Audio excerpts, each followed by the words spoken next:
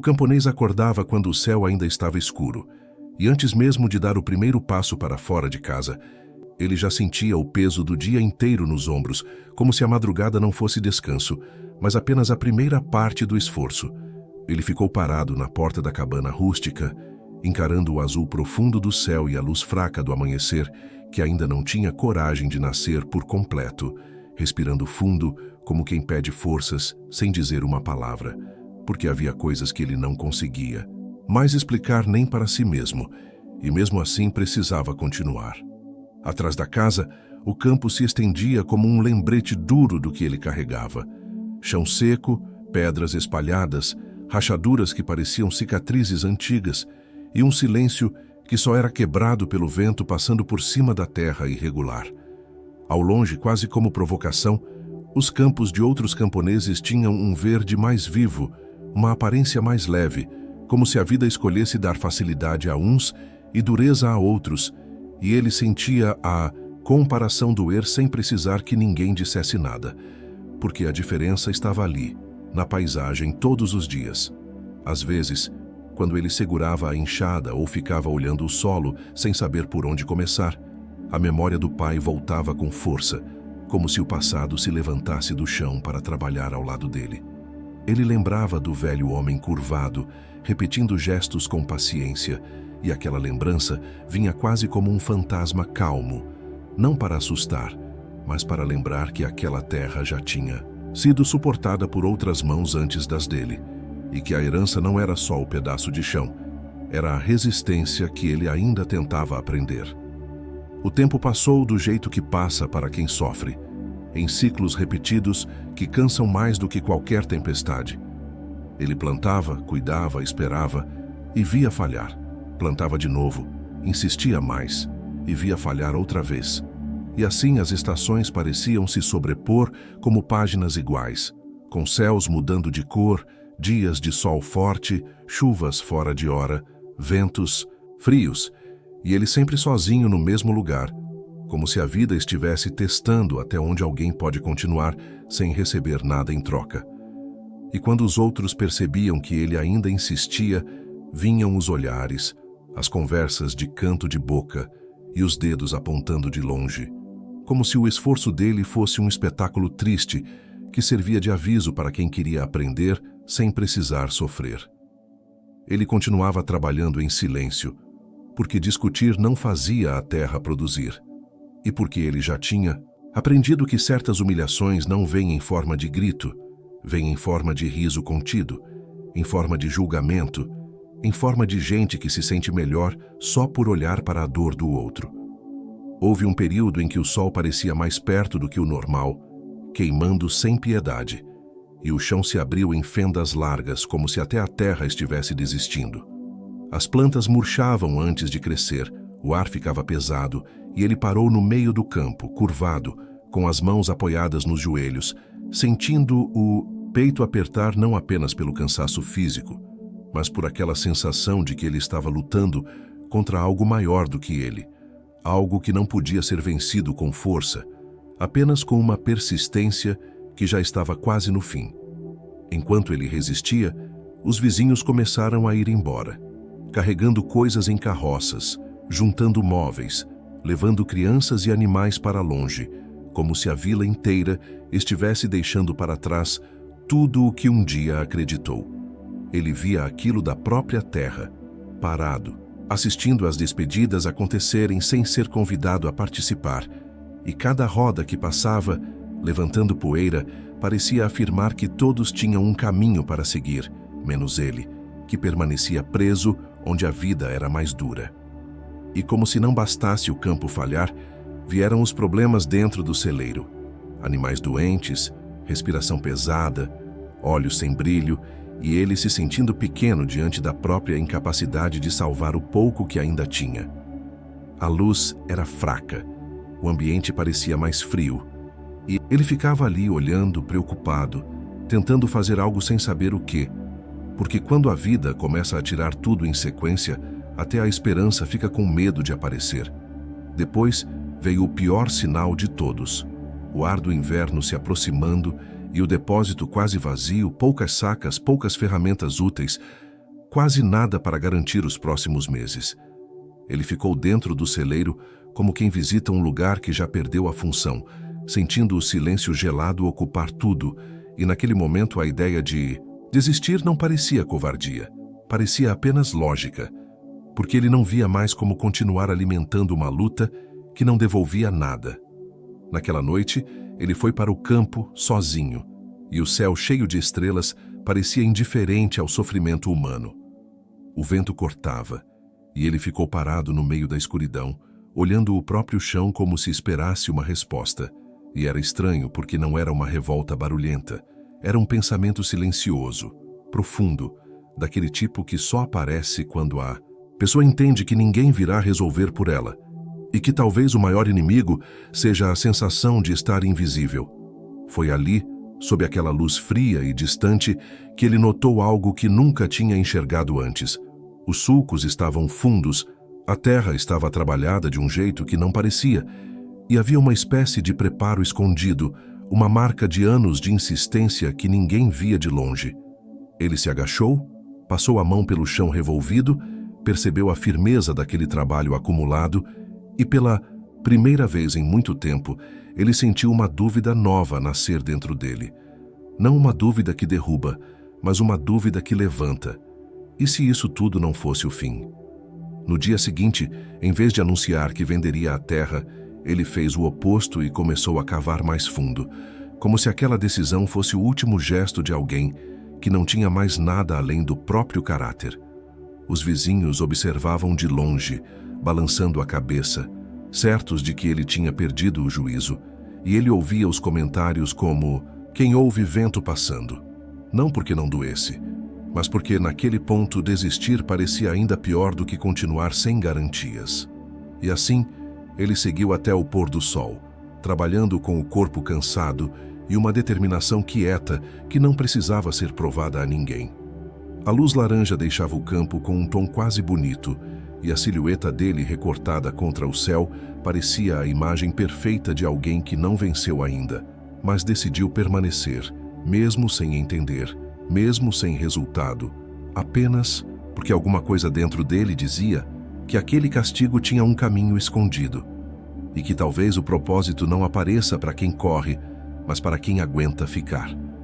Os primeiros sinais de mudança não vieram como algo grandioso, e justamente por isso quase passaram despercebidos, porque não houve música, não houve gente batendo palma, não houve aquela sensação de vitória rápida que o mundo acostumou a esperar. O que houve foram detalhes pequenos, quase invisíveis para quem não tinha vivido a dor por dentro. Brotos tímidos surgindo no mesmo chão que antes só devolvia poeira. Folhas que resistiam mesmo quando o sol apertava. E um pedaço de terra que parecia segurar a umidade como se finalmente tivesse aprendido a receber. Ele observava tudo em silêncio, com um cuidado quase reverente, sem deixar a esperança correr na frente, porque ele já tinha aprendido da forma mais dura que expectativa demais vira dor quando o destino resolve testar de novo. Enquanto isso, ao redor dele, os campos que sempre pareciam fáceis começaram a sofrer, como se a vida tivesse decidido virar a mesa, para provar que sorte não é base segura para ninguém. Pragas surgiram de repente em terras antes bonitas. O clima começou a errar o tempo, e gente que nunca tinha se preocupado com preparo passou a se desesperar. E foi nesse contraste que ele percebeu algo que parecia impossível. O campo dele, que por anos foi motivo de riso, estava estável. Não era fartura explosiva, não era riqueza, mas era consistência. A colheita vinha, a perda não engolia tudo, e ele conseguia prever, planejar e confiar um pouco mais no próximo ciclo. E para alguém que passou tanto tempo vivendo com medo do fracasso, isso era uma mudança maior do que qualquer milagre de palco. A notícia se espalhou sem precisar de anúncio, porque o olhar das pessoas muda quando elas começam a notar que algo que desprezavam agora sustenta a vida. Comerciantes começaram a aparecer de maneira tímida, primeiro olhando de longe, depois se aproximando para tocar o solo, observar a plantação, medir com os olhos a diferença entre aquele campo e os outros. No começo, compravam pouco, como quem não quer acreditar. Depois, voltavam elogiando a qualidade, perguntando o que ele tinha feito de diferente, qual técnica tinha usado, se alguém tinha ensinado algum segredo. E ele respondia sempre com a mesma simplicidade desconcertante. Dizia que cuidou da terra mesmo quando ela parecia inútil, como se ela importasse mesmo quando não devolvia nada, e isso deixava os outros sem resposta, porque ninguém gosta de admitir que desistiu cedo demais.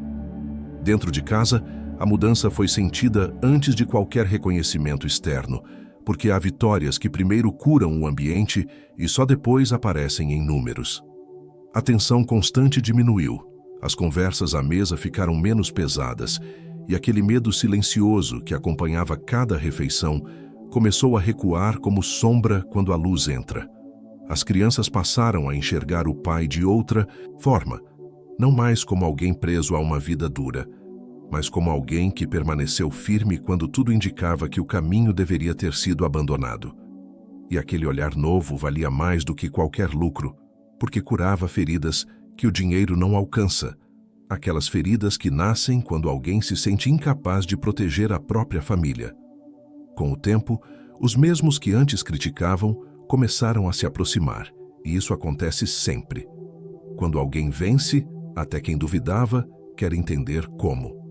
Alguns pediam conselhos com humildade, outros apenas observavam em silêncio, tentando encontrar um erro que explicasse por que aquela terra, antes desprezada, agora sustentava uma colheita resistente. Ele nunca trouxe à tona os comentários do passado, não porque tivesse esquecido, mas porque entendia que a verdadeira vitória não está em jogar a dor na cara de ninguém, e sim em compreender por que foi preciso passar por aquilo. A terra difícil o obrigou a aprofundar raízes, e raízes profundas são invisíveis para quem só olha a superfície, mas são elas que seguram tudo quando o vento vem. Houve uma colheita em especial que marcou um antes e um depois, não apenas pela quantidade, mas pela qualidade do que foi produzido, como se o campo inteiro quisesse provar que a demora tinha um motivo. Aquilo resistia ao transporte, resistia ao tempo, resistia às mudanças do clima, e os comerciantes passaram a pagar melhor, a voltar mais vezes, a falar com respeito. Foi nesse momento que ele entendeu com clareza quase dolorosa que se tivesse desistido nos anos mais difíceis, ele nunca teria chegado até ali. E a ideia que antes doía, a de que ele estava sendo castigado, se transformou em outra, mais difícil ainda de aceitar, porque exigia maturidade. Ele estava sendo preparado. Quando ele olhou para trás, viu que nenhuma dor tinha sido desperdiçada, mesmo que tenha parecido assim por muito tempo. Cada estação vazia ensinou algo que nenhuma colheita farta ensina, porque fartura não obriga ninguém a se aprofundar, e facilidade não constrói caráter. Cada humilhação construiu resistência. Cada noite em silêncio fortaleceu uma parte invisível dele, aquela parte que não aparece em foto, não aparece em elogio, mas sustenta o homem quando tudo desaba.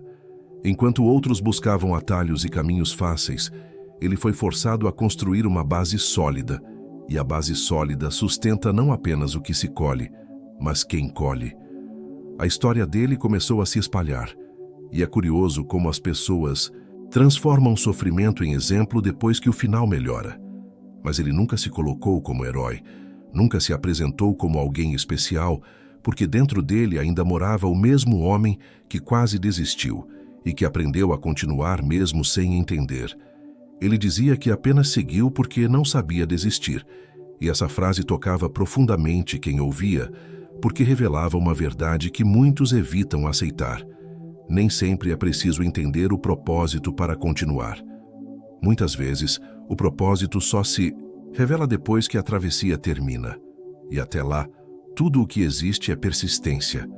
Ele passou a observar os outros de outra forma, como se o sofrimento tivesse aberto os olhos dele para dores que antes passavam despercebidas. Via o mesmo cansaço que um dia carregou no rosto de outros camponeses. Via a mesma dúvida silenciosa, a mesma sensação de ser punido sem motivo. E quando alguém se aproximava para reclamar da dureza da vida, ele não entregava soluções prontas, porque sabia que frases bonitas não sustentam quem está no fundo do poço.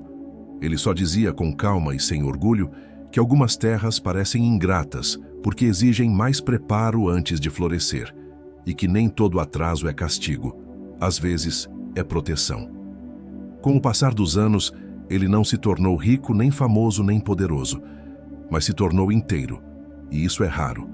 Não venceu rápido, não venceu fácil, mas venceu de verdade, porque venceu sem perder a própria essência no caminho.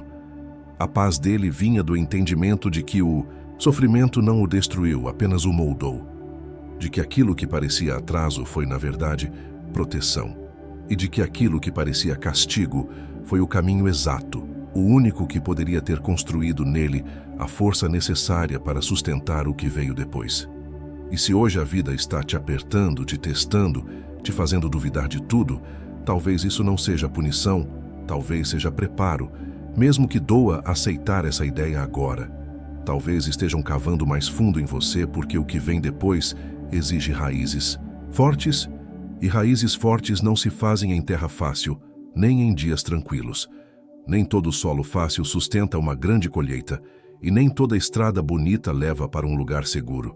Às vezes, o caminho difícil é o único que te torna capaz de carregar aquilo que você pede em silêncio.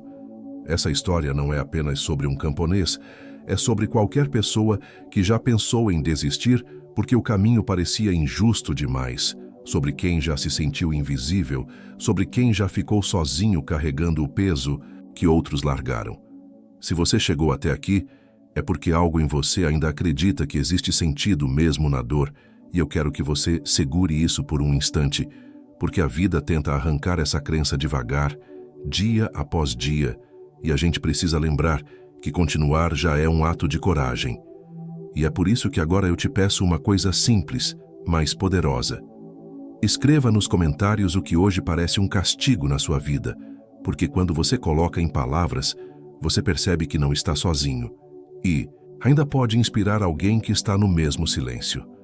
Deixe seu like para que mais pessoas encontrem essa história e se inscreva no canal, porque aqui você sempre vai encontrar narrativas que ajudam a enxergar propósito onde por muito tempo só existiu silêncio.